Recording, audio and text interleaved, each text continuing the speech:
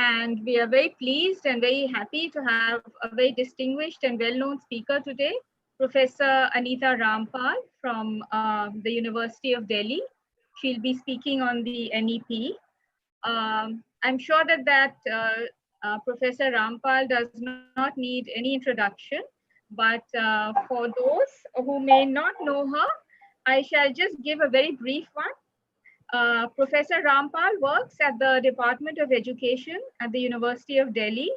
Her areas of scholarship and practice include critical pedagogy, learning and cognition, science and mathematics education, and policy analysis for equity in education.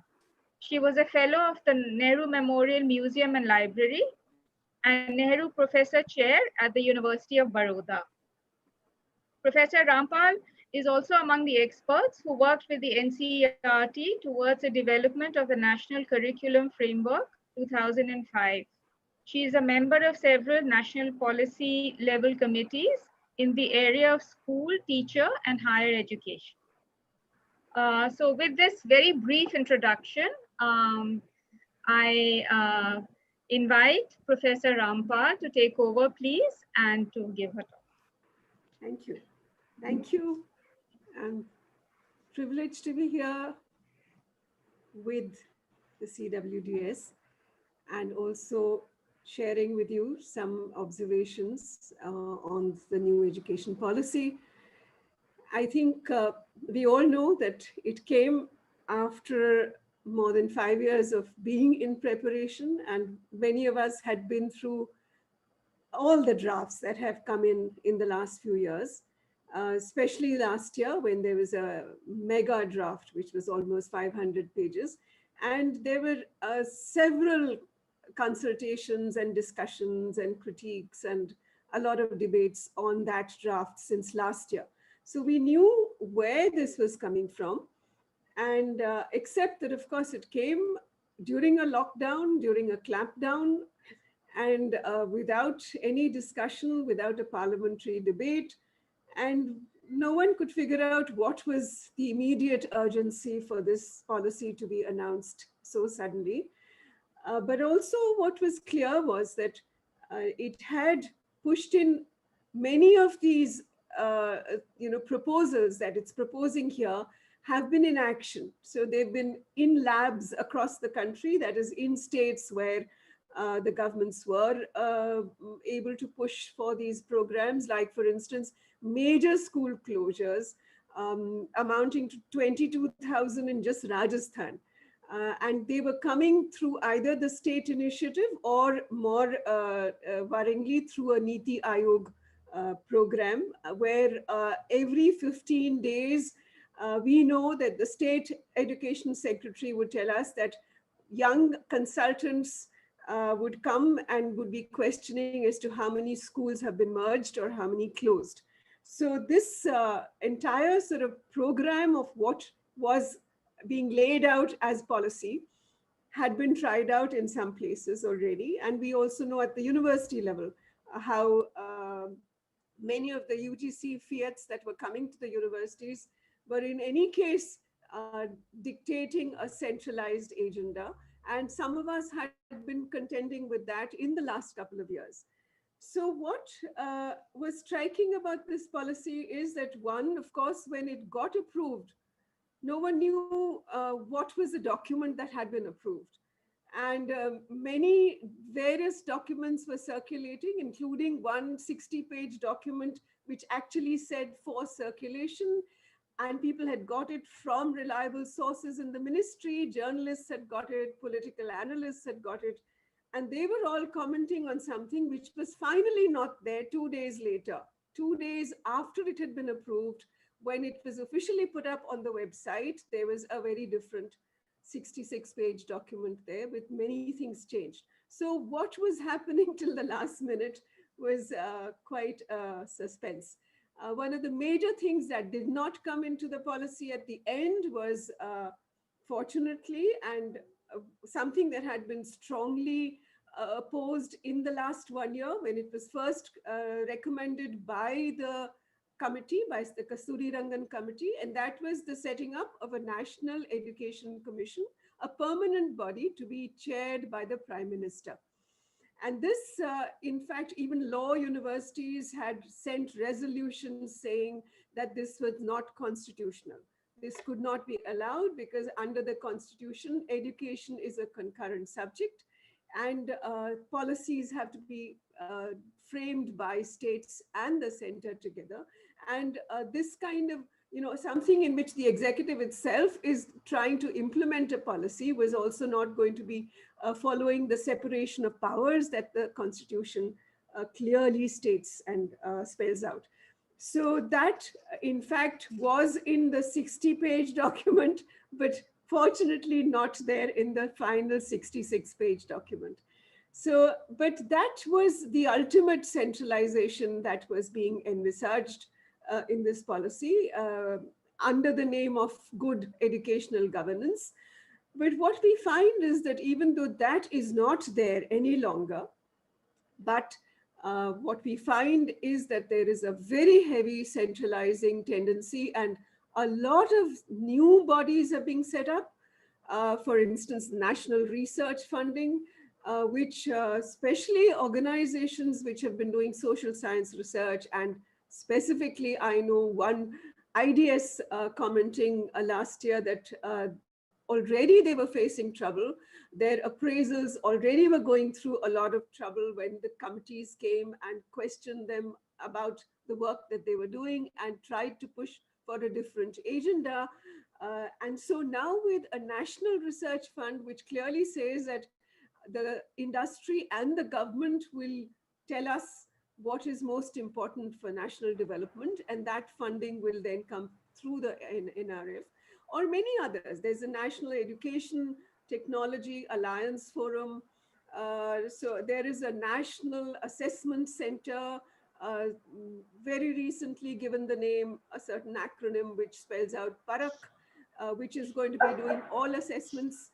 And in fact, so much so that it's also going to be pushing for school assessments at grade 3, 5, and 8, which the policy says will be done by the states, but guided by the national center. So we know what this guidance is going to imply. Plus, very clearly, it says that the curriculum will have a national essential core component decided by the NCRT, and that the states will then keep that in mind and add some local flavor. So that also is quite condescending, the way it's looked at states to be garnishing what the national center provides them. We already know what happened under the COVID attempt to reduce the academic curriculum for the schools. We know what was pushed out, what was not considered essential. And the very crucial chapters on fundamental rights, on constitution, on people's movements, on environmental degradation. I mean, all these issues were considered dispensable under the COVID. And so we know that once a national body is going to be deciding the curriculum, what it means. So right now, what is also significant to note is that this policy doesn't at all bother to acknowledge what has happened in the past. It's coming 34 years after the last policy in 1986. Normally, all our policies follow a certain pattern of trying to look at what has happened, what have been what has been achieved, what has not been achieved, and also what are the newer challenges, what are the changes in society that they think that the policy needs to address. This policy doesn't do anything. And in just one line, it says that there was a Right to Education Act in 2010, and that's all. After that, there's no mention of this right. In fact, everything that it speaks about in school education contradicts the right to education. So again, this question comes up: how can a policy override a fundamental right? So there are several legal sort of questions, several constitutional questions that come up after reading through this policy. And it would be nice if we have more serious legal scrutiny of many of these clauses. So what is the vision for this policy? A very short and crisp vision.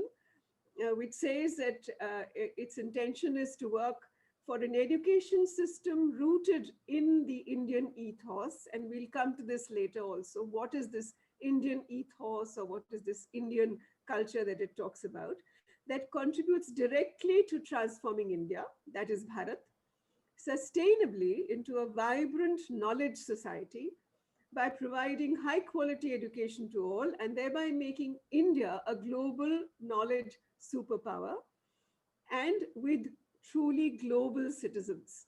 So, as a person who works in education, we have always contended with this notion of what is a global citizen. How do schools, how do education systems construct truly global citizens?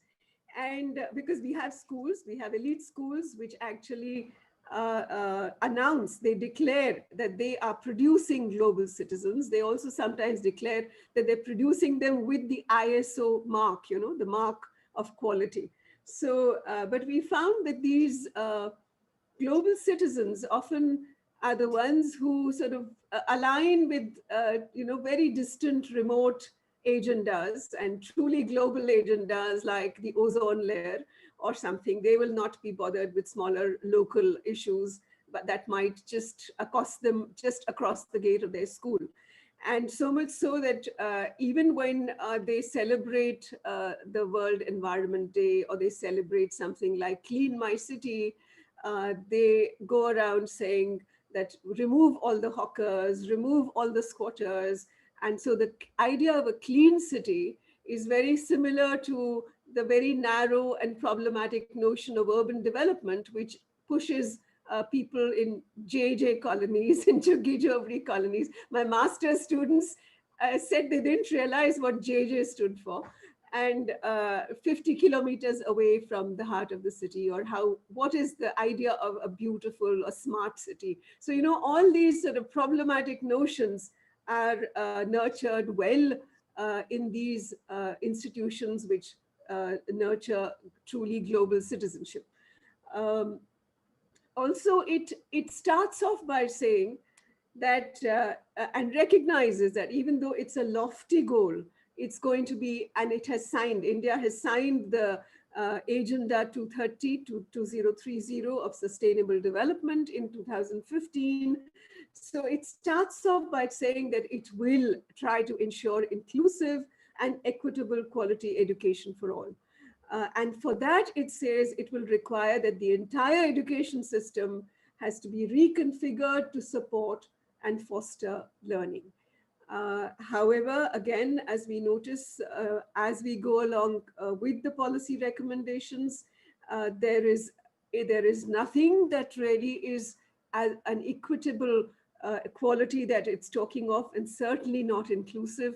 In fact, it's very consciously designing a stratified system. It's very consciously trying to allow for sorting of students into various different categories, trying to trivialize curricula at an early stage, and also trying to say that 50% of its students, it says that 50% of students in school and at college level will be in the vocational education stream, where vocational education is sort of not thought of seriously. There is no creative thought given to that. In fact, as it stands today, it's got no education. It's only got skills as designed by the industry. So what is that model, and in what way is it equitable? In fact, as we know, even at the college level, it has very consciously again pushed for a 4-year course, something that we in Delhi University have already seen as a failed experiment, in which it says that it's going to have multidisciplinary options. So this whole discourse of options and flexibility and alternative pathways and multiple pathways is something that we see right through. But those are the pathways which are actually allowing for a lot of students to get sorted out, to be segregated, and also it's allowing them to drop out or being pushed out, and legitimizing that exit at every stage. So I want to say very briefly that this 2015 that it speaks of in terms of this SDG goal, the Sustainable Development Goal, was actually a point where in the international discourse we found that for the first time the organizations which had all along been talking of a rights framework for education, for instance UNESCO and Education for All or UNICEF, which in a way did stay with the rights framework and a more humanist perspective, were for the first time signing along with the neoliberal organizations like OECD and World Bank on the same document on SDG goals 4, where for the first time learning outcomes were brought into this. I mean, 10 years back, the same UNESCO would talk of saying that don't look at an input output model for education, because that is very damaging. And it would remind us that children and teachers are not, they are not like wood or nails or tools which come in as when you talk about inputs or outputs, because students and teachers have human agency. You cannot apply these kinds of economic models, this kind of functional analysis. But today, the same thing has come into an international goal when all signatories are signing together. And off the record, people working with some of these organizations, the rights framework organizations, have also told us that it's because of the funding agencies now. Even their funders come from the same pool. And so this right now, what we found in our own country in terms of the organizations like Central Square Foundation, Pratham, Teach for India, these networks of organizations, which in fact had also tied up with the Poverty Alleviation Lab, JPAL, and so much so that Abhijit Banerjee and Esther Duflo have been, the Delhi government has been flaunting the fact that these two had come to the Delhi government and told them that they must apply their model of segregating students, because that is what their random control trials tell them, that that's what seems to work better. When you put the slow learners into a separate section, completely segregated, and that's what Delhi schools have done. And our best teachers, our best students, our alumni from the Delhi University Faculty of Education teach in these schools, and they have horror stories to tell us as to what has been happening in these schools in the past few years under such models. So a completely neoliberal framework which says that you can sort out children even in grade 3 on the basis of a ridiculous, a trivialized test, when you make them do some division or some reading, some kind of a reading test, and then you say that you are going to be taught a different curriculum. So our teachers say that they can use textbooks like the NCERT textbooks, which are what is officially the Delhi government subscribes to. It prescribes the NCERT textbooks for the talented students. But for these sections, which are the new readers or the slow learners or the nishtha or whatever label is ascribed to them, they have to do it through pure drill and through very mechanical algorithms with no time wasted in trying to even understand things. So this is something, I mean, a different curriculum and a different exam. The exam also says that this exam is for the Pratibha students and that exam is for Nishtha. So under our very sort of watch in Delhi, a very discriminatory system has been done, which violates children's rights. And there is something in the court, there has been a court case, and yet every time it's dismissed by the Delhi government. And this is done under the advice of so-called the advice of the Nobel laureates, which comes through a memorandum of understanding of Central Square Foundation, Pratham, and Teach for India. So I'm saying that this discourse of learning outcomes has now very concretely come in a policy, which without any qualms says that there will be no focus on inputs. It says this. And so it's a discourse of denial. It says that the most disadvantaged, the deprived, uh, uh, there is no need to ask for inputs. It's only going to be checked in terms of outcomes. And these outcomes obviously are tested through standardized, centralized tests. And for which it has set up a system, and for which it's going to be now ensuring that all states also follow that. A census type test, which means every child will be tested. I know currently, I mean, I know Karnataka was one state which was doing this kind of testing in the last couple of years and had been asking. I remember at a meeting, the secretary asking, we don't even know why we are doing this. We don't know why we collect all this data. How does it really help? But then there are no questions to be asked now because it's going to be centrally dictated. So what is this model then?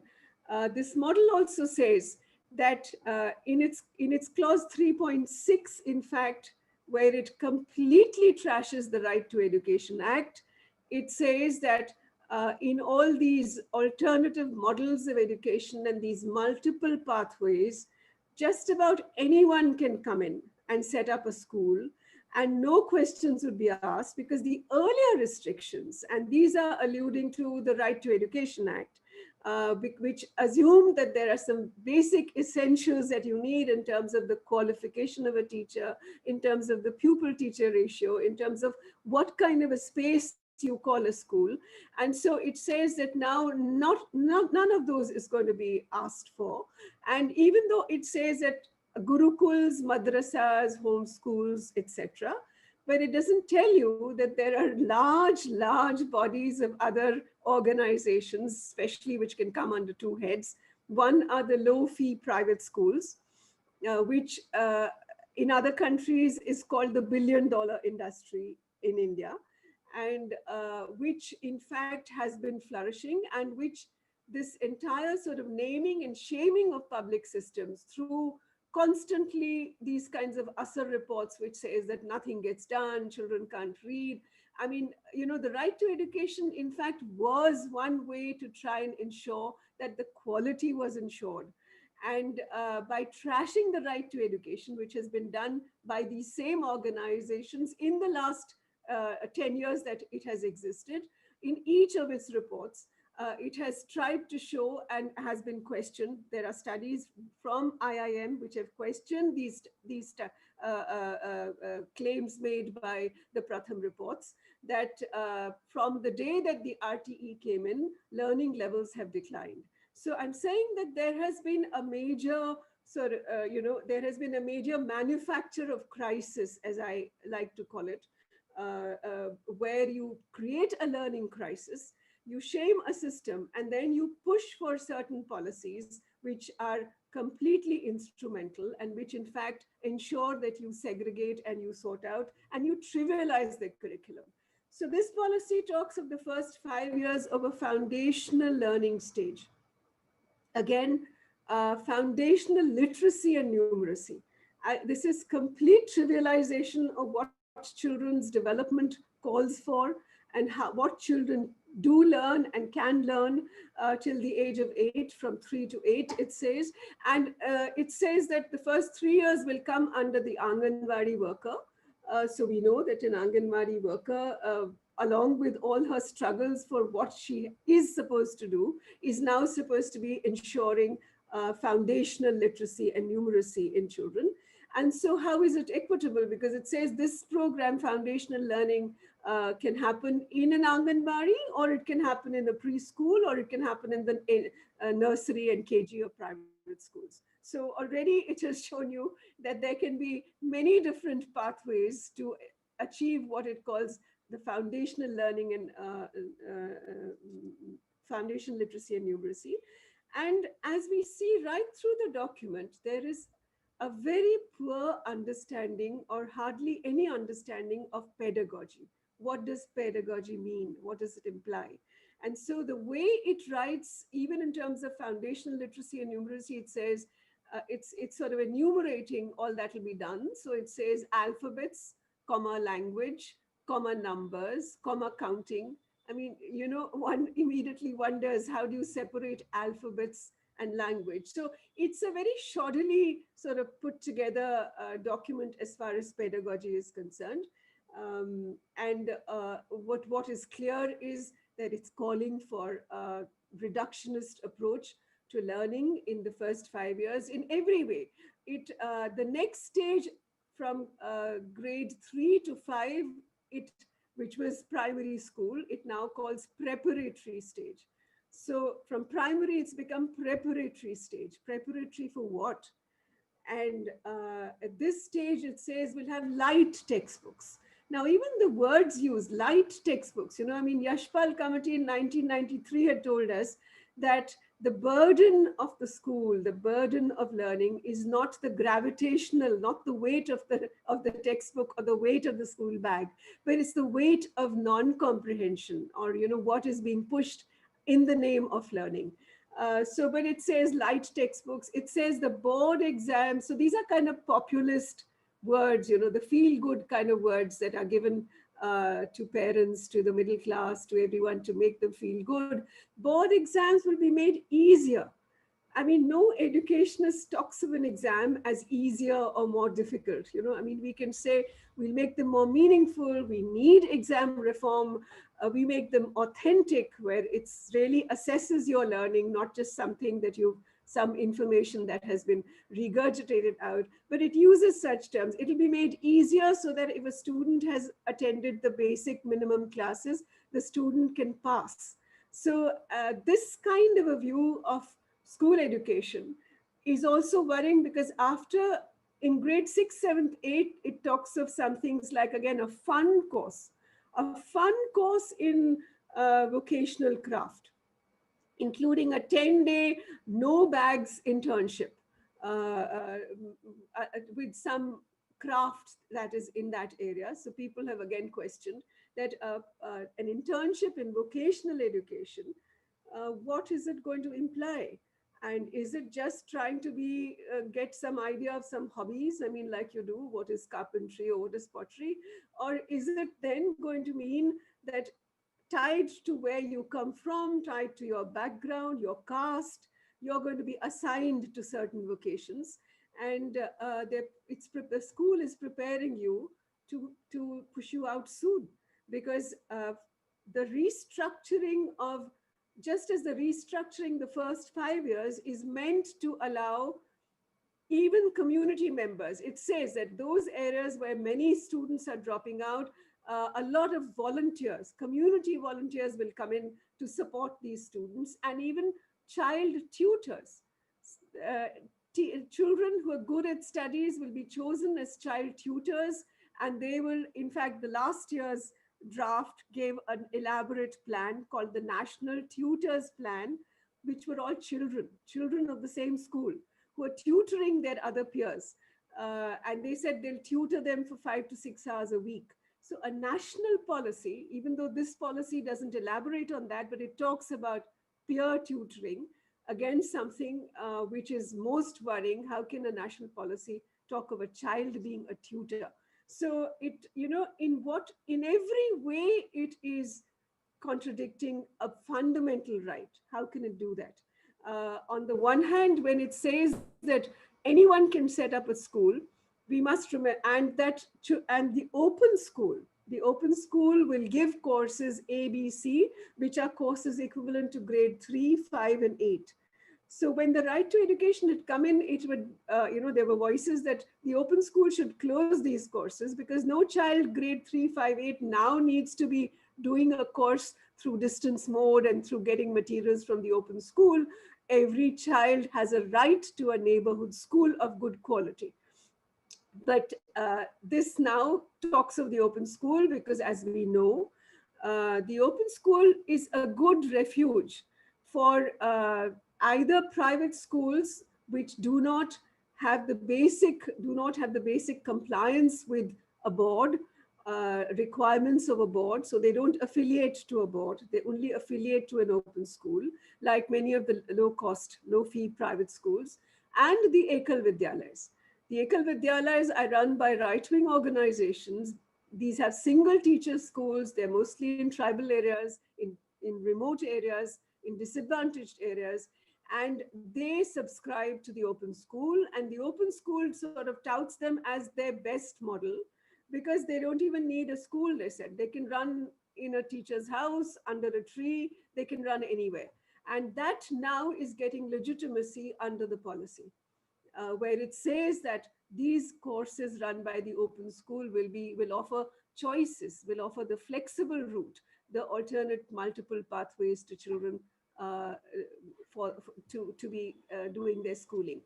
And not just this, Delhi government also. There are state governments which actually divert their so-called weak students after grade 8 into the open school. And there are state governments which divert almost 20% of their students into the open school because their results don't get sullied. When their CBSE results come out, these children don't show up there.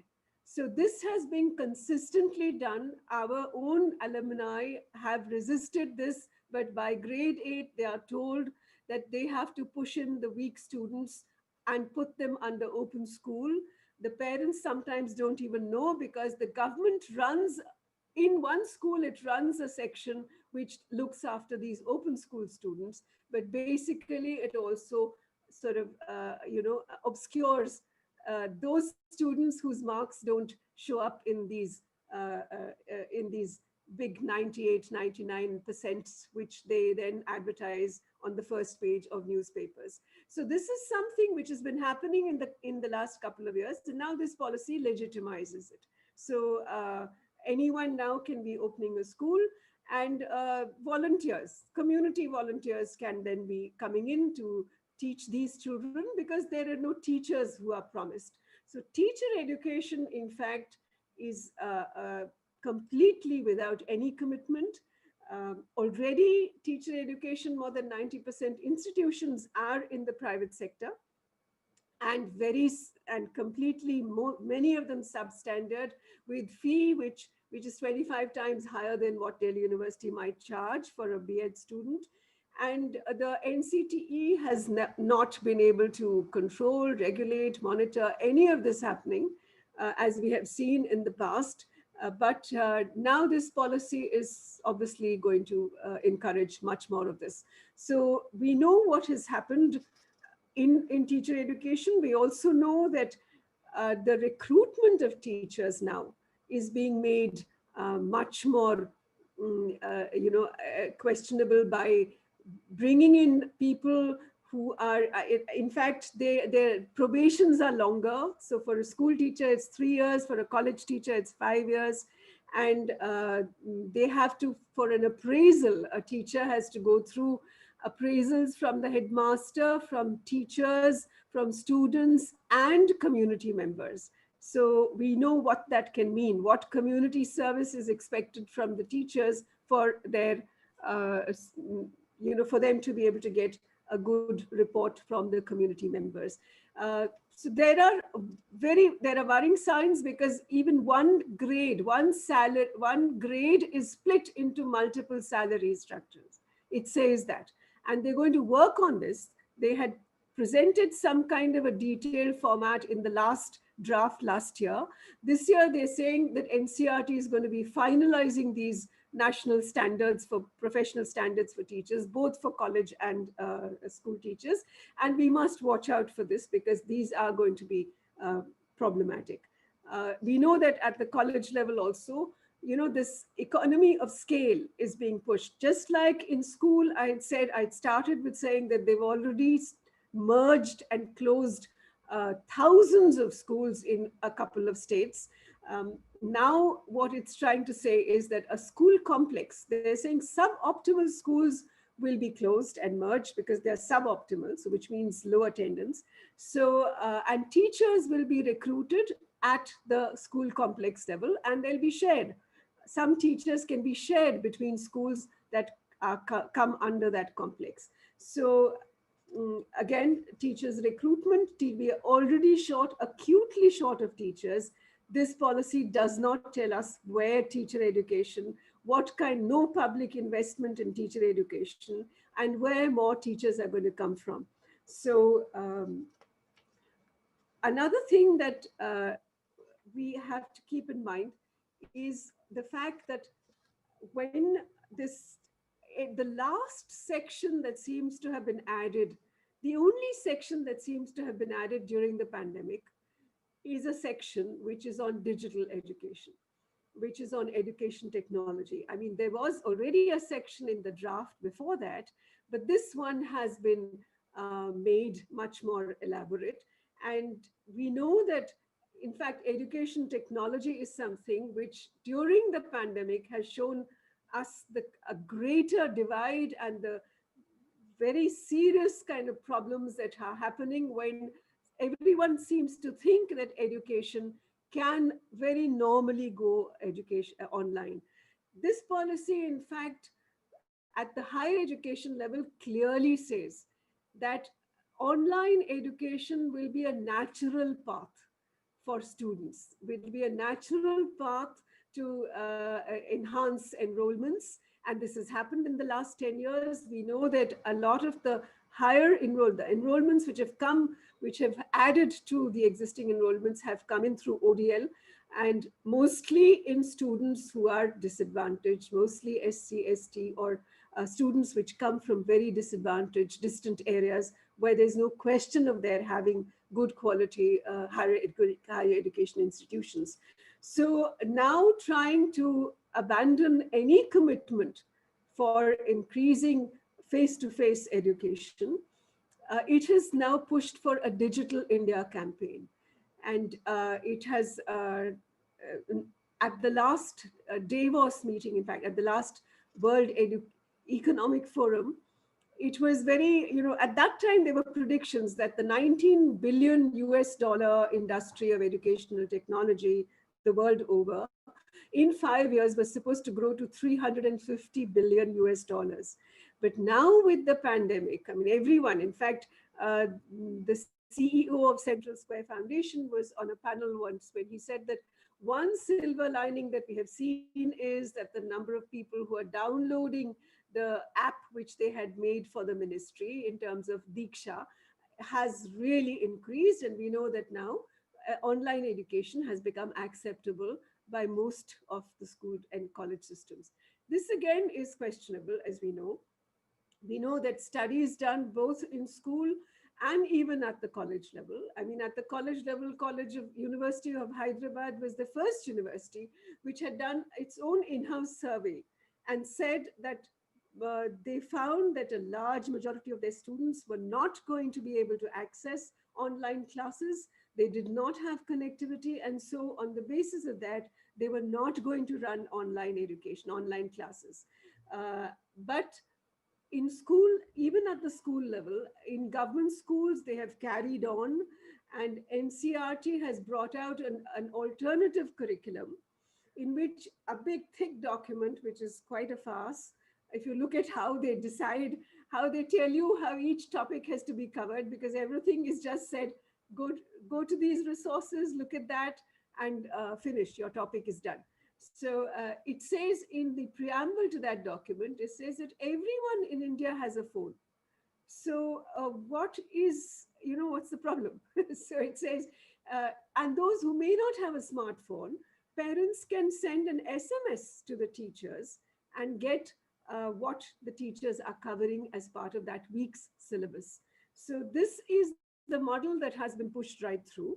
And already we know people are concerned that when actually schools reopen, are they going to be cognizant of this fact that, this is how it got covered, with just about 20% or even less students being able to attend those classes. And yet we know the struggle even in Delhi University. What did it mean to push for these courses or to push for exams? So these are the kinds of things. This was the section it added, in which it has also added that it's going to push in for artificial intelligence. And it has very specifically said even in school education, that assessments will very soon employ artificial intelligence. And assessments will be adaptive assessments, individualized, customized assessments, which is a very damaging scenario, because not only do we know that algorithms, and now we know that through other questions raised about algorithms, we know that algorithms are biased. We know that the kinds of questions that algorithms have faced, not just in facial recognition, but in the algorithms that are used for testing. And they carry with them the same biases which have existed from the earliest history of IQ testing, and people who believe that, intelligence is a notion that can be reified and that can be tested in the way that our school system has been doing, but it'll now be worse because algorithms no one can question. So this is something that we need to be wary about. Already a lot of digital surveillance is happening in schools. In Delhi government again, which has modeled this to the in the way that it has pushed for CCTVs in all classes. It has pushed for teachers, for parents being told that they can have a broadcast straight to their phones about what is happening in the classrooms at some intervals during the day. It has insisted that teachers keep private apps downloaded on their phones, and their GPS, they can't switch off their location on those apps. It has, in fact, not had face-to-face trainings for the last couple of years for teachers, even through the State Council of Educational Research and Training, because its trainings are all done through these private apps. And teachers have to go to that app, do the training, which is just watch a video for 5 minutes, answer some multiple choice questions, and you get a certificate, which then you send to the SCRT. So the way these apps are used, whether it was the Arogya Setu, which was made compulsory for schools and teachers on April 5th, they were all told to download Arogya Setu, and we know the questions of data privacy and surveillance that goes with that.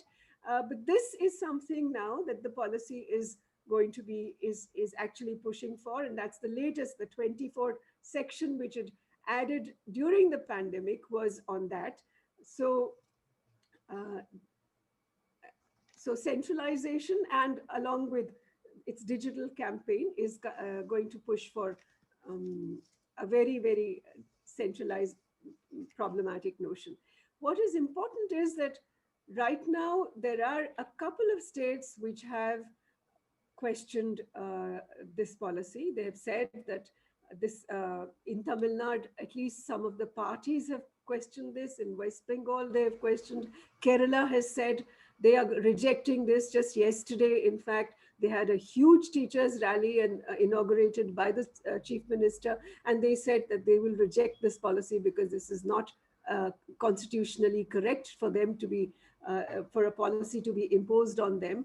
But what has happened is that the entire notion of trying to understand disadvantage, trying to understand disparity, has been given a, has been literally pushed under the carpet here. Even though the rhetoric talks about equitable education, but as I have said, just like it says a school has to be a school complex because others are suboptimal, a college has to be minimum 3,000 students, a university has to be minimum 25,000 enrollments. And what it talks of is not looking at people's identities as to how education has been denied to certain groups and communities and castes. It clubs everyone together under a very problematic, this sort of membered kind of an acronym called SEDG, socio-economically disadvantaged groups. So that everything, there is no question of a word Dalit coming, just like there is no question of a Muslim child or a Muslim student's identity. How is that impacted by the education system?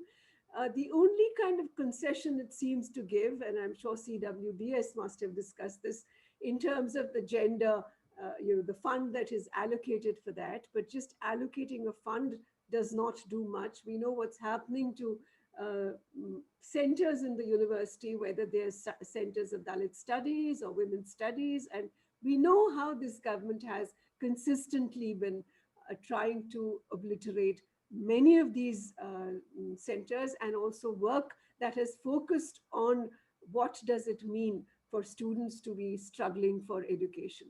So even though education, and I would just like to go back to our first education commission, because it just gives heart to know that there was a commission which spoke about some of these things which today have become, for us, something that we are, I mean, people who are struggling against this are also struggling against being charged by all kinds of false cases against them. Our teachers, our students are in prison just for dissenting, just for talking about justice, only for trying to question the privatization and commercialization that has been pushed into universities even earlier.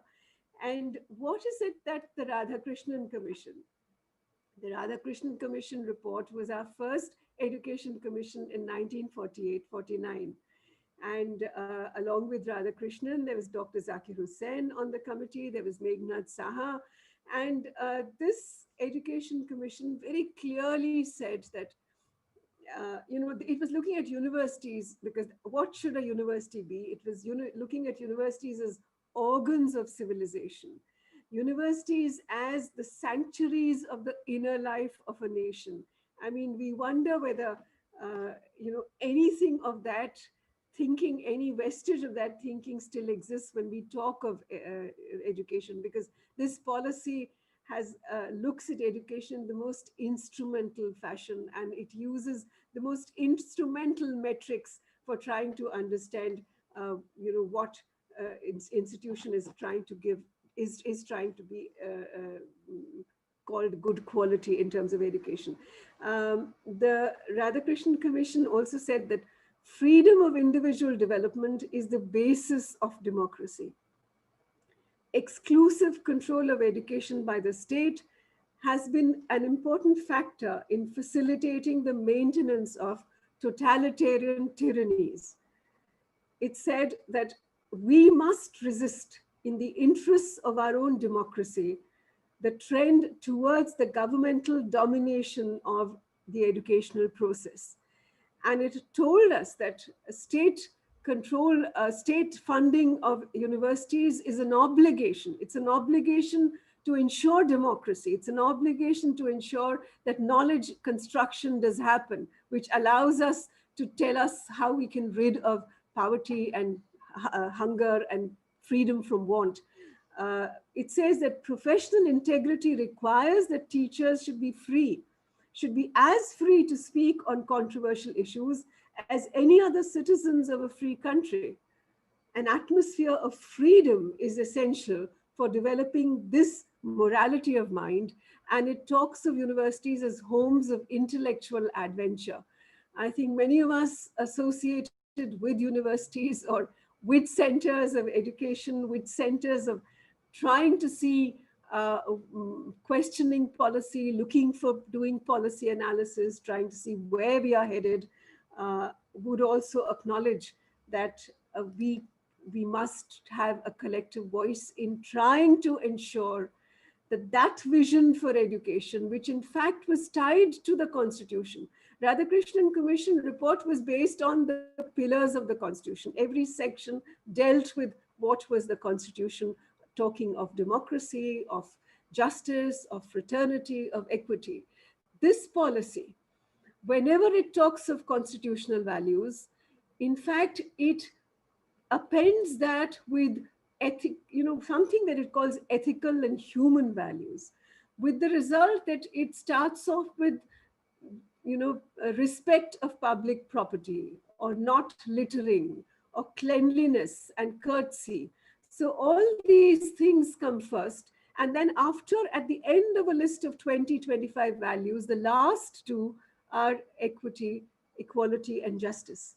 So it can tell us what, and of course, secularism is never there. So it is telling us that in terms of even sort of trying to talk of a constitutional framework, a vision of a constitution before us, it can marginalize that in whatever way possible. It's attempted to do that in a lot of the other policies that we are seeing today, and in this education policy, it's sort of very conveniently pushed this down. So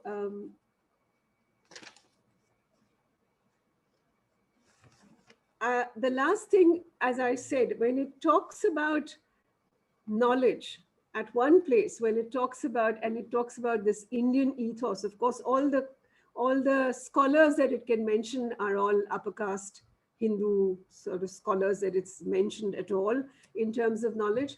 But it says that ultimately knowledge is a deep-seated treasure, and education helps in its manifestation as the perfection which is already within the individual. So what is this concept of knowledge, that it is that innate knowledge that it's trying to push and tell us of? So when it talks about the knowledge economy, very clearly it's talking about economy of knowledge, where it is very clearly segregated skills and knowledge. It's clearly segregated the system to sort these out much early, and that's why it's school system of putting together 9th, 10th, 11th, 12th. The only rationale that seems to be there is to push vocational education much earlier than what our policy allowed for. Our national curriculum framework and our policies till now have clearly said that the first 10 years of education should have an equitable and equivalent curriculum. And there has to be no advanced mathematics or functional English. It has to have a similar curriculum for all. And this is what most countries which actually provide good quality education have followed. A mixed ability groupings and an equivalent curriculum for all, a curriculum which makes sense to everyone, which is inclusive. But in this policy, we know that it has, it's talking of 9th, 10th, 11th, 12th, where students can take up vocational courses. And there is no choice. Today in our system, even when students want to do social science or science, there is no choice. It goes completely along with the marks that they get. The school pushes them into a certain track because of the marks that they've got. So to say that students will choose a vocational course is a bit far-fetched. And when it's talking about, even when it's talking about a whole section on doing what's right, you know, it says there'll be a logical framework for making ethical decisions. Even at the end, when it's talking about scientific explanations, it's very clear that even the scientific explanations are instrumental to the point that it says students will be given scientific explanations of the detrimental and damaging effects of alcohol, tobacco, and other drugs. Period. That's all. That's what the scientific explanation is required for. So there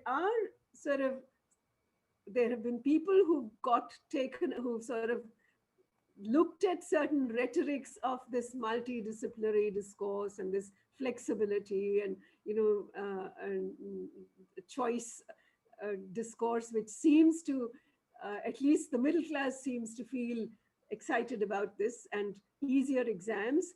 But I would just like to point out that the signals are extremely worrying, and this is only rhetoric. What is actually going to happen is much worse than what we are finding even today. Thank you.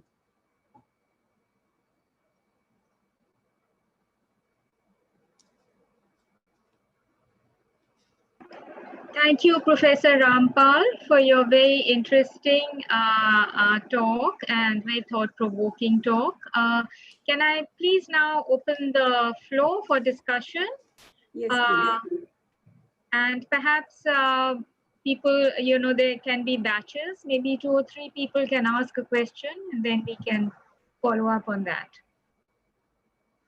So anyone with questions? Please unmute yourself and ask the question.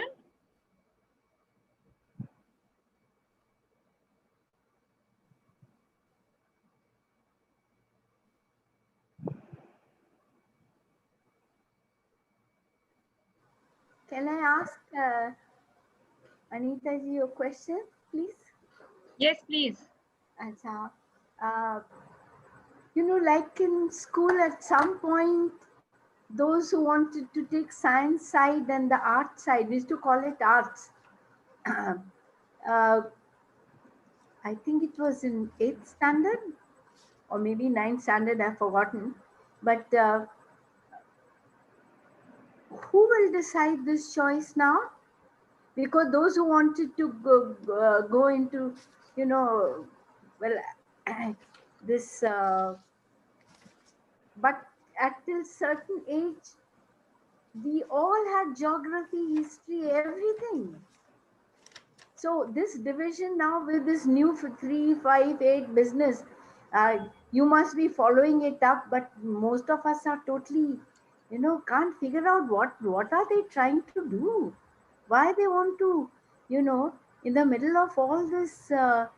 First of all, just the idea of dismantling and you're seeing this whole phenomena of open school and all, what it really means is really shocking, you know and child tutors and all that kind of business. Because even when you superficially looked at the policy, many of these words and their meanings, most of us really couldn't even comprehend. So thank you so much for sharing this. But this question of, uh, uh, choices and multidisciplinary, what does it mean? So should I respond to this immediately, Seema? Well, if there are no other, anyone else would like to ask a question, and then you can respond to both. Yeah, I would like to, Mary here. yeah, Mary. Anita, thanks for that very, very comprehensive and of course very scary picture. I had a more, like as you, when you began, you were talking about, and I've been trying to read some of the versions from, the last few years. What do you make of this completely shabby, indecisive, contradictory setup that has different versions, multiple versions, one leaks and then it's removed and then there's another version and so on, as you described, and it's been for the last 3-4 years at least that this phenomenon has happened. What do you make of that? What is it telling us about? Is it that there is no firm hand at the top that is telling everyone what to do? Is it a complete lack of any kind of educational sort of background to the people who are putting this together? What accounts for this supreme shabbiness, I would like to call, of the product that we are trying to make sense of? Uh, yes, Mary, I think you're right. I mean, one that even in the earliest committee, they were only bureaucrats. So here again, there's no educationist really. So there is a kind of legitimacy sought by the names that you can flaunt in a committee. Either it's a very well-meaning, very well-known administrative officers, or it's some other people. There's a mathematician, there's this scientist, etc. So it's that. But whatever comes out then, from what we know, there are obviously there are many interests that are being pushed. There's some people who want what they want in it, and so whether it's the RSS or whether there are other groups, and so then the ministry has to look at it and see what like for instance happened with the TSR Subramaniam committee report. So I think on the other hand, I have also thought, I have said this on many occasions, I don't see why the government needed a policy. I mean, why is it that they really need a policy? Because they've done what they wanted to do in the past 5 years without a policy. And so when the draft came last year and journalists asked me, the only thing I thought for that 500 page, the only thing I thought they needed was the Rashtriya Shiksha Ayog. I said the only sort of agenda which to me seemed to be something that was being pushed through this policy document was complete centralization and setting up of the Education Commission, which again, luckily, because many states opposed it and legally experts opposed it, it was removed at the nick of time, literally in the last document. So I think, I mean, I really think it's between trying to satisfy various kinds of lobbies and various quarters, various voices. It has been something that they've, it's claimed that it's coming out with something very spectacular, but I don't know more than that. Can't say more than that. Thanks, Anita. And Meera, your question is very valid. I mean, who makes a choice? I mean, this whole question of choice, in fact, is the market, is how, the market is coming in more and more and trying to say that, it's flexible, it's choice, and you can do what you want. But that doesn't really, that only appeals as rhetoric to some people. But multidisciplinary, even as an academic discourse, is outdated. I mean, what is important is interdisciplinary, if we really can work on that. But multidisciplinary means nothing. I take one course here and one course there. Is something like Delhi University tried to do, and then students realized that they were wasting a lot of their time in that 4-year course. Can I ask one supplementary, please? Just small. Sure, please also make observations. You don't have to only ask questions. See, Anita, like, amongst the World Bank, IMF, and the international financial institution, their conditionalities, for privatization, etc. Yeah. So a lot of things are coming from there. Yeah. And that the public sector and all should be asphyxiated. And so now, in this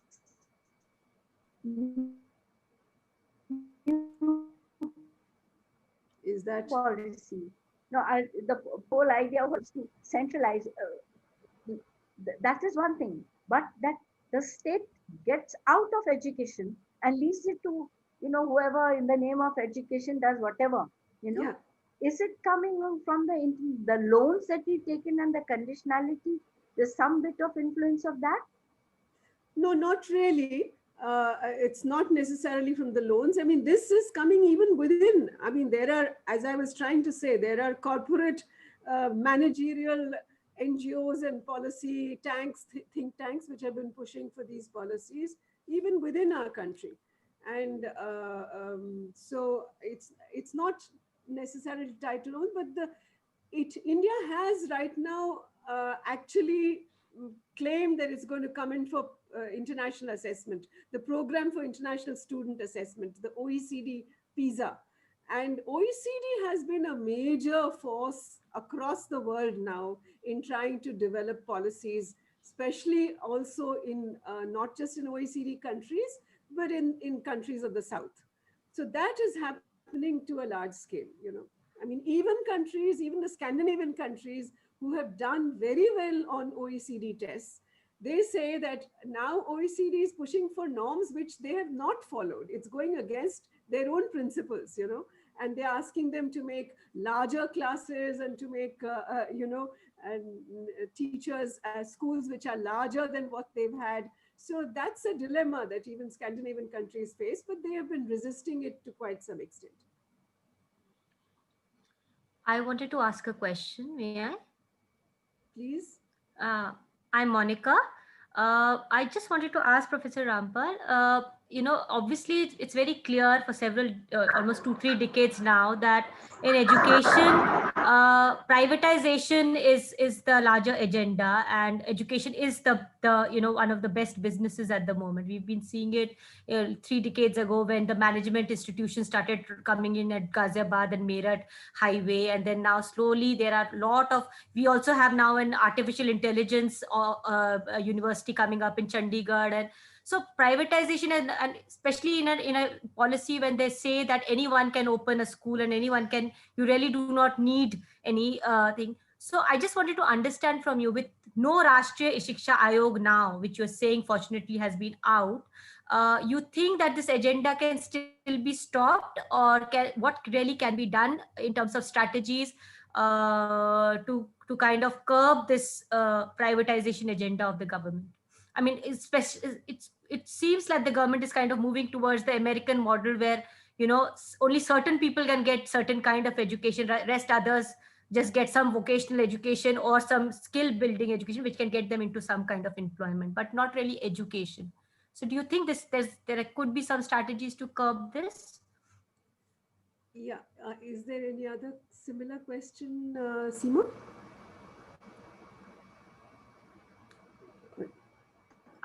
Anita, I think there's Yeah. another speaker, someone who wants to ask a question. Yeah. Maya.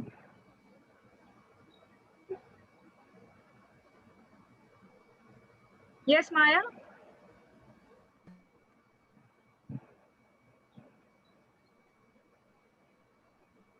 Do you want to ask a question, Maya? Either an observation Maybe or a you comment. can. I think she has not unmuted her microphone. I'd like to ask a question. Can I be Please. heard? Yes, Anita? Yeah, Yes, Anita. please do. Yeah, Anita, hi. Hi. You know, you've had a long association with the adult education movement in the country. Yeah. What are your views insofar as adult education is concerned? I mean, how does this document view adult education in terms of, you know, being inclusive and, you know, yeah, basically being inclusive and right-based? Yeah. Okay, so I'll take I'll take the first Monica, and then I'll take Anita's. Monica, what I was saying in terms of the central educational governance body, which is unconstitutional, not coming in, that's a different thing. What is important is that states on their own can pitch for certain things right now. If it depends obviously on how politically they're going to be maneuvering these issues. Because we know what has happened. We know economically, financially, what's happening to states. So, where are they going to be able to? Is there a coalition of states which can take this up? We don't know. That's a very tricky question. But commercialization of education has, and especially higher education, I mean, that's a large agenda. That's because we know that even in terms of setting up even existing state universities are not really in very functional, very good quality situations. So how does that happen? And where is the funding going to come from? Or how are states going to be managing higher education is a big issue. So yes, if we know that a lot of these engineering colleges which came up, in fact, had to be closed down because there was not enough enrollment in the last couple of years.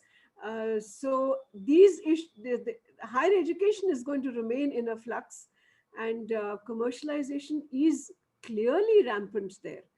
So that is something that I don't think uh, any state per se can withstand unless the state, at least in specific areas like areas of teacher education, specific areas that states think they need to be investing and finding their own models of working for it. This policy, of course, has evolved, has concocted a new acronym or a new elaboration for PPP when it says, especially for school education, public philanthropic partnership. So, it's shying away from using the word private over there, but we all know what this public spirited philanthropy is about. And so that in higher education, it's clearly either ODL or these commercial models.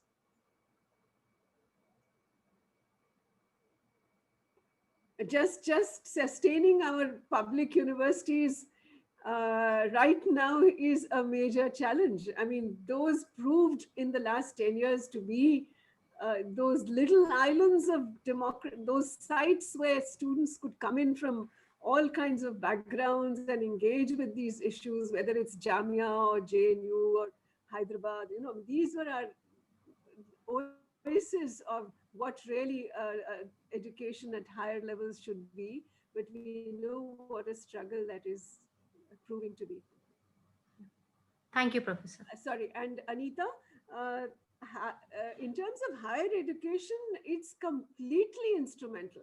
I mean, they have now, as you know, they've closed down state resource centers. Now they're saying NCRT is going to develop a curriculum for higher education, and they've spelled out what that higher education is going to be. There are 4 or 5 different aspects of that adult literacy, as they spell it out. Completely instrumental. And so there's no question of anything being equitable, or anything being democratic, or anything being critical pedagogy in terms of the national literacy campaigns that we had been involved with. So here, this is, they've done it, they've closed it in the last few years. They've actually shut down these centers, and now they're building a new curriculum through NCRT for lifelong learning, so-called lifelong learning. Yeah.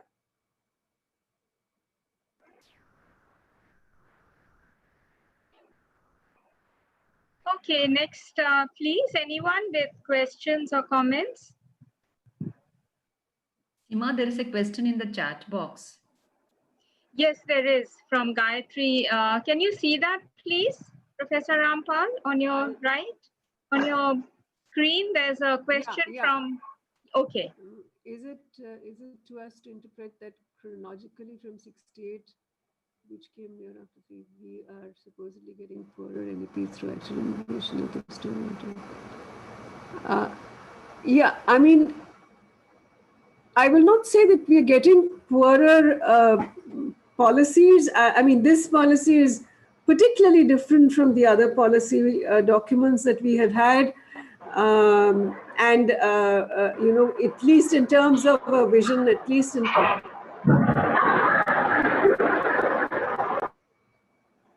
there's some audio which is overwhelming. So this policy I don't place in line with the other 2 policies that we've had, or the Education Commission reports that we've had. So this is particularly different in terms of its lack of vision, or its clarity in terms of how it's going to push a segregated system, and have all kinds of private players coming in right from the primary level. And also then attribute the first stage of a child's life as something which can be done, by just doing some basic literacy and numeracy. So I don't think any of our policies have ever trivialized education to that extent.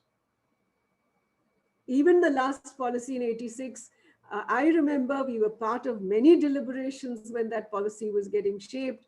And I remember one of the things that many of us had at that time opposed was the setting up of the Navodaya Vidyalayas, because we said that if you set up one sort of highly resourced school as a model school, then you create more inequities in the system.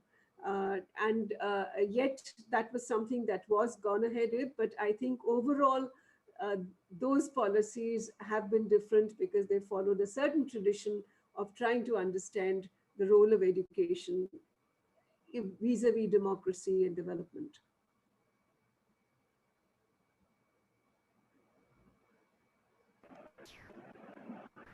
Can I ask a question?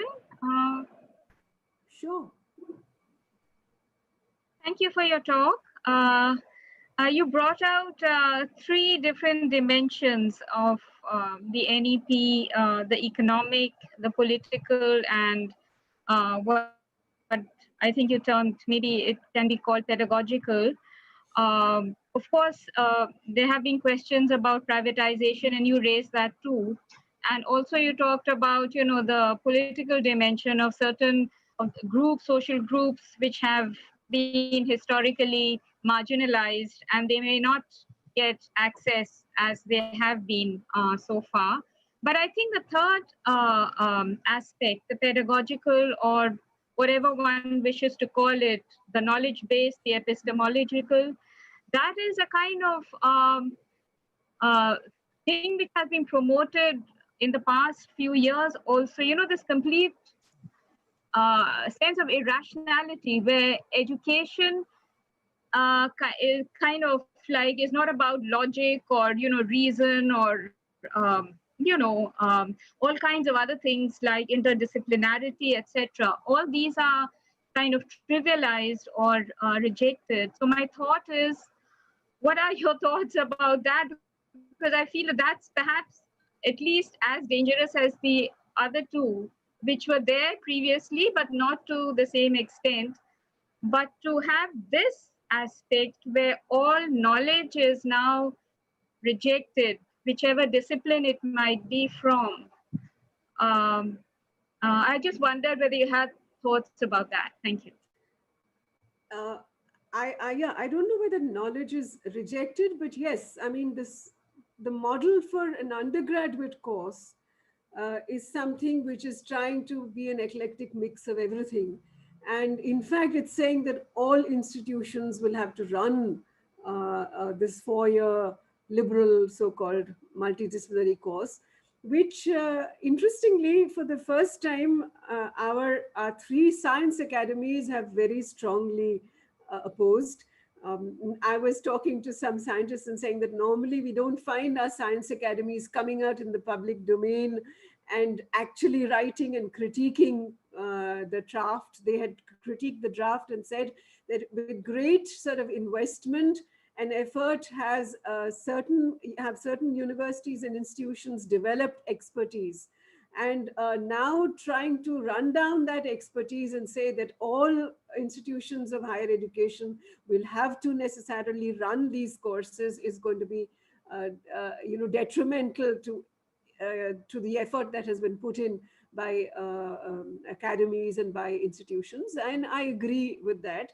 So I do feel that, again, this, I don't know how serious it is in this. How is it going to envisage suddenly changing all these institutions? It claims that every higher education institution would have departments, and it lists out about 20 departments, departments on art and departments on this. And I mean, how is that ever going to happen?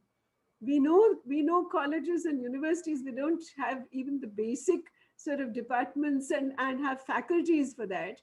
So just listing out this entire eclectic list, I don't see how feasible that is or where they're going to start even implementing a change to that. Thank you. There's a question from Smita Patil on your screen. Please, if you can respond. Okay.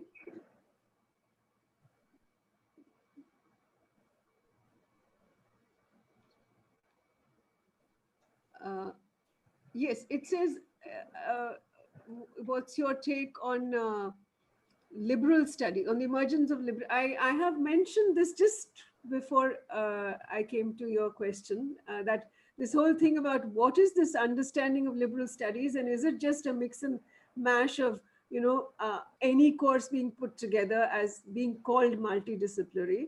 So I think that I still look at it in something in which it's been presented in a very rhetorical fashion. I don't see what it's going to be actually doing. Yes, if it forces a 4-year kind of a model, which we have had we've had occasion to see in Delhi University, then we'll have to see what it means by this course. How are these courses developed, and how are they sort of come? How do they come from a UGC kind of model or an HECI model? One doesn't know. But it is certainly problematic to assume that every undergraduate 4-year course is going to be that. Worse still, when it says that after first year, if you drop out, you will get a certificate. In second year, you'll get a diploma. How do you design? How do you develop such courses? Where you can just drop out at first year and then be told you've got a certificate. What is that certificate going to mean to anyone? So right now we have to wait and watch, because I just can't imagine how it's going to implement such a major overhaul of the higher education system. There's another question from Abhishek Sekharan. If you can please have a look there. Special education zones, yeah. you have answered this when you say, is this another way in which disadvantaged communities could get further marginalized? Yes. What are the implications can we read from this provision in terms of equality and for low, absolutely, for creating markets for low quality players, absolutely. I mean, just like special economic zones claim to have lesser regulations or more freer policies and zones where you can have a different set of norms. This too, I mean, in fact, it is within some of these zones when it's saying that there'll be volunteers who will come in who to ensure that children don't drop out, and teachers will only test a child and then leave it to the volunteer to deal with to deal with the child and ensure that they don't drop out. So again, bringing in a lot of non-state actors, bringing in a lot of low-quality players. This is what these zones are going to envisage, and also having certainly no qualifications requirements for teachers even within the system, having more contractual people. I mean, this is what we can foresee. Thank you. Are there others? Anyone? Mary says, what is the scope of opposition? This should be a very strong arena for states to be active. I think, and those working with states should really, help shape this thinking, shape this voice in which states feel that this is policy making is something that they have to take in a contextualized manner, and they have to insist on resisting this policy. I think that's one major area where states, I mean, in fact, at the last CABE meeting, not only were Kerala and Rajasthan and some states opposing the RSA, but even Gujarat had opposed RSA. So I mean, there is a role for states trying to ask for their constitutional rights, and I think many of our organizations working in states and with states should take this forward. With teachers also. I mean, I know that very often government teachers right now are not in a position to speak up with the ways that the state normally is coming down on them, including Delhi.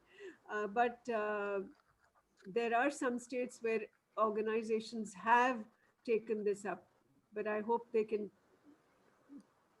take it to more serious, for the states to take it up seriously. Thank you. Seema, may I ask something? Seema, Yes, may I please ask, do. please? Yes, please do. Can I ask Anita? Yeah. Yeah, Meera. Anita, because Yeah. this whole issue of, because education, the issue of education and how it is linked with health, Yeah. So anything where the education goes haywire, it is going to have effect on everything: infant mortality, maternal mortality, health, everything. Yeah. Yeah. There used to be something called school health program, and that's in which I was very deeply involved. Yeah. Is there any mention of something like this? So this was one. Second is, there is Convention on Rights of the Child. Yeah. And to which India has been signatory. And also national policy for children and national action plan for children, about which most, because some things are on paper, they don't want to implement, they won't implement. Some things which want to implement overnight, it gets done. So this concern is, and today in the papers there was something, you might have seen it, is in Times of India. I don't know if I can, if it shows or not, but there is but there's something called Uni Apply. It is on the front page, and it is no more queues for school admission, introducing Uni Apply, the common application platform, And they say in Gurgaon 428 schools, Delhi 946, Noida 101, Ghaziabad, Greater Noida. Why do parents, you need apply one form, many schools, you don't have to stand in a queue. Now, who are these characters? I've just seen it for the first time. It's a, because they get the data from everyone. Yeah. And who will own the data? Because there's whole thing about the digital, policies. Yeah. And, uh, and they say that data is the new oil. So, I Absolutely. saw this, and here it's written school, on the building, and there are all lot of people wearing Western clothes going towards it. So please, So obviously, non-humble thoughts. I don't know. This may be some entrepreneur who says that, they're going to be doing all the applications for private schools, I assume. But yes, you're very right. I mean, even government schools have taken data which was actually banned by, the nine-judge bench, which said that you cannot collect such data. There's privacy of data involved.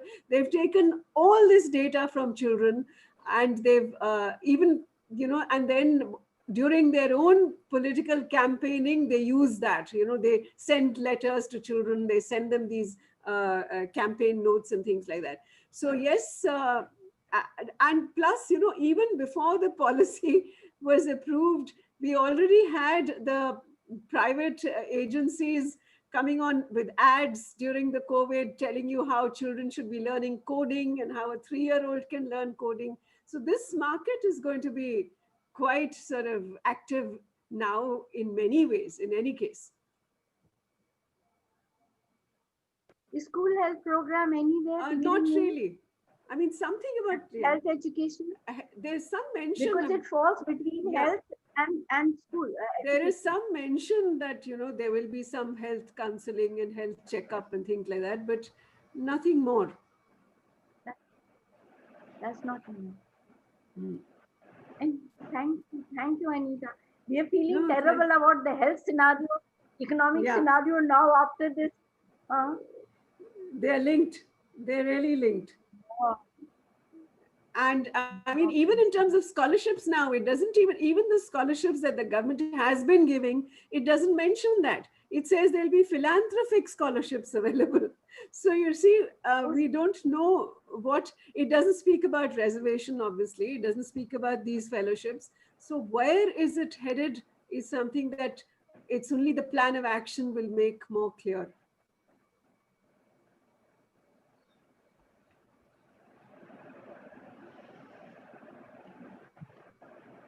Okay, I don't see any more questions on the ticker. So anyone else will take the last question now. And if there are anyone. Ma, there is a question on children with special needs. Okay, yes, I see it now. Is there any scope? Can you see this, please? Yes. Yeah. Is there any scope for the role for public sector? I can't say. I don't know, because it doesn't specify in terms of the public sectors, especially, and it does speak of counselors, but it also speaks of community counselors. So, not very precise in this. I would also request some of you, rather than asking questions, to please contribute some comments or observations. Mary? You have been reading documents, you said.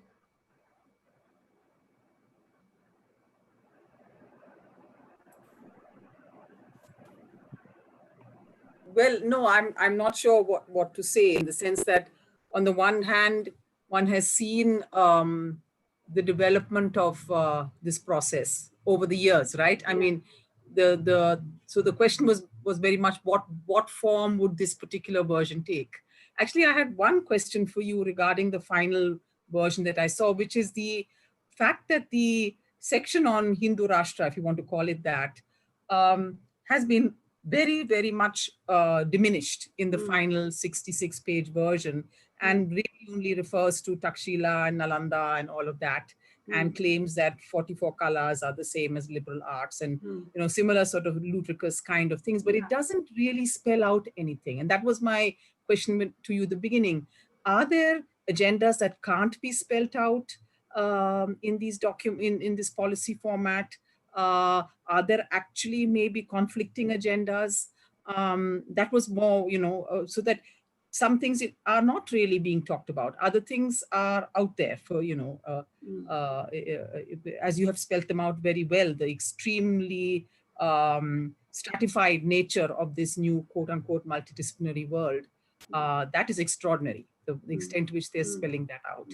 But other things, they seem to be, I don't know, holding back in some way, would you say? I also feel, I mean, between the last two, the 60 page and the 66, again, I had noted that at one point there was a breathless statement which went on in terms of the values. It was just like literally a bombardment of about 40 values, 20 of them within a bracket. So in the 66 page, that bracketed 20 of them, which included patriotism and this and that, was removed. So yes. I think, so I think, yes, maybe there was some kinds of advocacies and pushes and pulls about what should go in, and then suddenly something sounds too unwieldy, or it's not really required, or you put it in somewhere else. You put in patriotism somewhere else, so you don't need to put it in here again. So some kind of editing. In fact, that's what I was curious about, because in the draft document last year, the first page had the names and signatures of each of the members. Yes. And it had the names of the drafting committee and the names of the peer reviewers. But this document has no names. No names. And that's shocking, because a final document is supposed to have at least the names of the committee, which is set up by the government. Right. So it has no names. So I don't know who was responsible for the final editing. And that's curious. Yes, yes, yes. There's a lack of ownership over the whole thing, Yeah, so that is very, very peculiar. Yeah. So who was being sort of trying to get a word in and get a word out? So. Right. Right. Yeah. But thanks, Anita. That was really very, very yeah. Thank you. Well, I just had a thought, Anita, which I wanted to share, taking on from what Mary said. And I haven't read the document. I read reports on the document, but I think it's very clear that whatever, the architecture is, if this policy goes through and it is implemented, it will make India a place which, we will not, it is making India a place which cannot be governed, because all systems and ways of thinking of, I'm not just talking of governance in a technical sense, but also, social contestations, how do you manage those, and, all sorts of things. And for me, it spelled that, the future where it's, if this sort of thing, which is really like a lot of, ambiguity in it, but it will just lead to, well, a sense of chaos in a way that's already, there to some extent. So that's what I think. I could be wrong, and I hope I am, but that's what I thought. Yeah, I don't know whether this is sort of spelling more chaos than what we are finding on the ground, but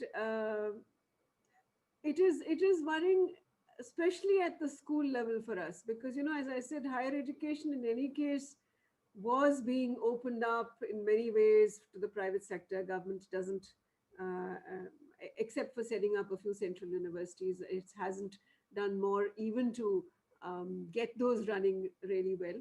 But if you can do this very early on, right at the beginning, and you can say that even teachers are not required, then it is what you're creating out of the system can be worrisome, certainly.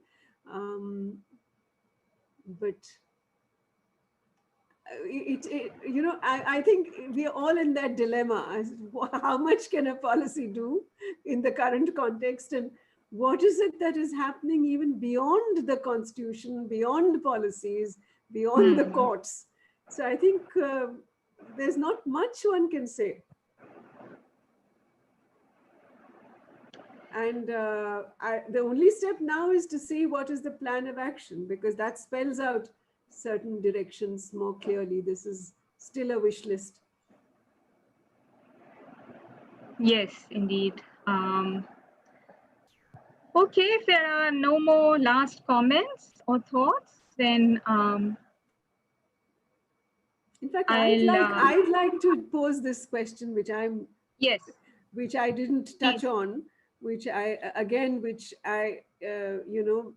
this whole thing about getting foreign institutions, people were very concerned about what's going to happen. These 100 top universities of the world, are they going to come and start universities? Is there anyone who's looked at this a little more seriously? I mean, do you think there's any chance of any universities coming in and setting up campuses here?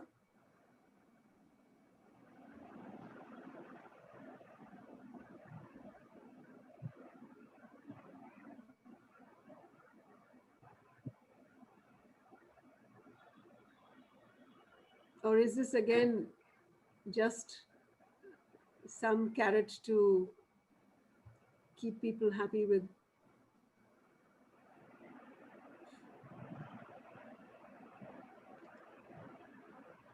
well, I just had a thought, because if foreign, whatever you want to call them, private universities outside India, if they want to come in here, and if it is obviously, they will expect some profit, right? So I don't know whether that's available. I mean, how many people will be able to pay the fees for such universities? Very few. No, they are trying to say that those who go abroad will now not go abroad. I mean, that's what the logic was, that there's so much money that is actually landing up there.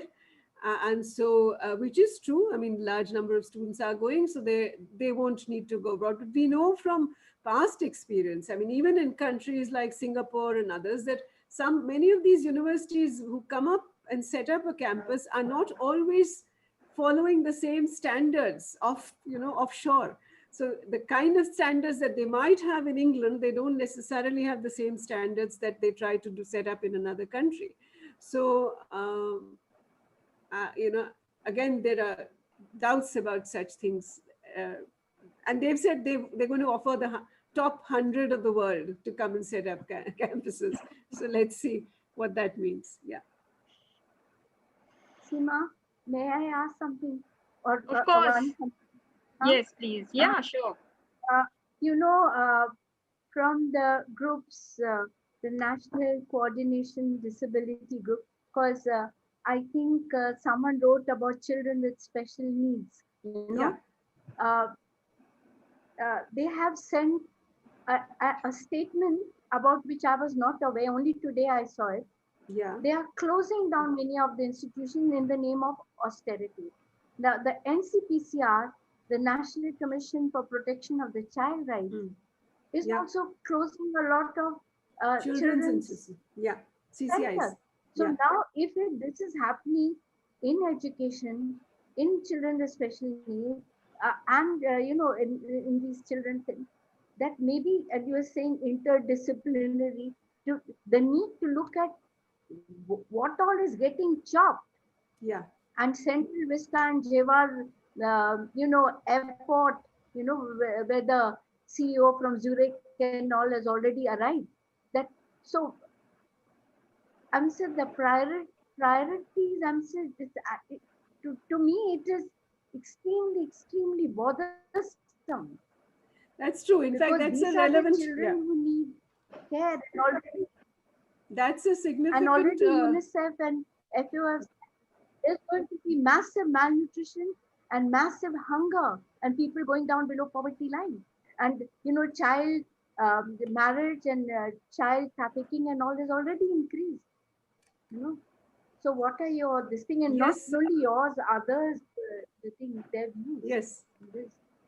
Meera, especially the NCPCR that you raised, is very significant because NCPCR was set up for the right to education.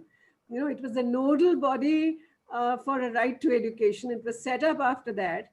And today, with no RT to work for, what it's doing is it's closing down childcare institutions.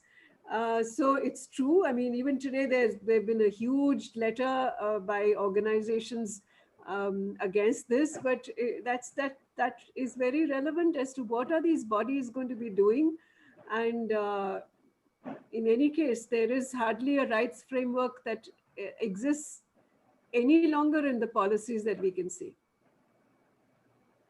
Now And also that is only Supreme Court. Centers are closing for the, and this is being sent by the disability groups. Yeah. They said they changing something called national trust.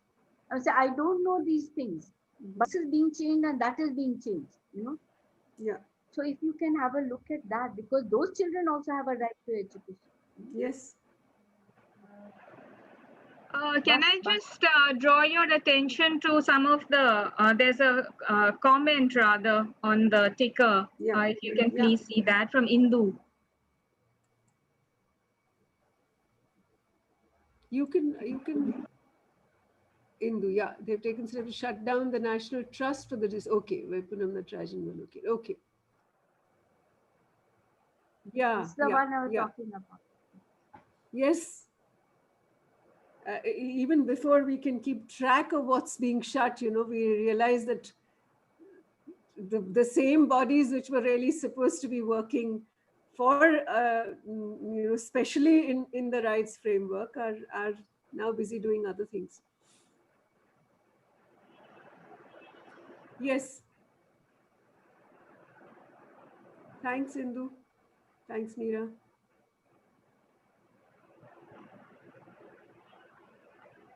Seema? Yes. No, I was just waiting for other people to ask or come up with a comment or question. I think there are none. So I will take the liberty of closing this session. We are close to our time of 5 o'clock.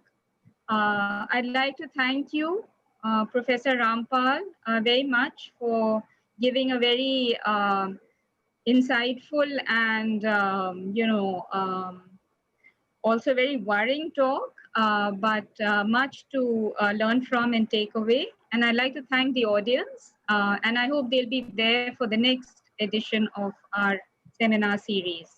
So thank you very much again to all of you. Thank you. Thank you. Anita. Thank you. Thank you, Seema. Thank you, Mary. Thank you all. Thank you all. CWDS. Thank you. Bye.